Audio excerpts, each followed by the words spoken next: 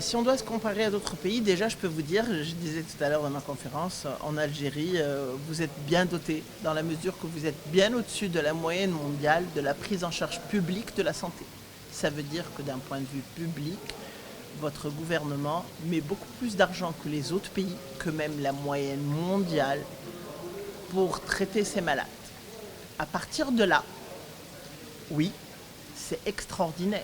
Mais idéalement, même si on a de l'argent à mettre pour le côté public, il vaut mieux bien le dispatcher.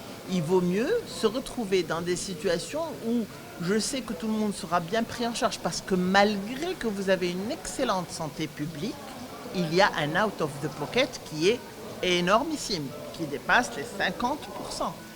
Et sur ça, je ne vais pas dire les autres pays, ils prennent bien en charge leurs patients du point de vue public avec beaucoup moins d'out of the pocket. C'est la même chose pour la Tunisie, encore plus pour le Maroc.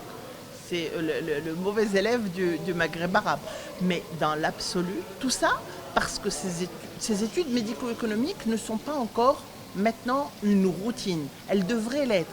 Et moi, je pense que ces études-là, aujourd'hui, en Europe, aux États-Unis, elles sont en train de faire un boom extraordinaire, alors que ces gens-là ont beaucoup plus de ressources à investir que nous dans nos pays.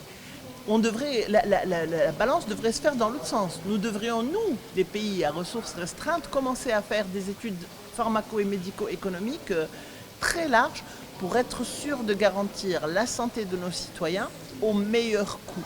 Pas au meilleur prix, mais au meilleur coût total.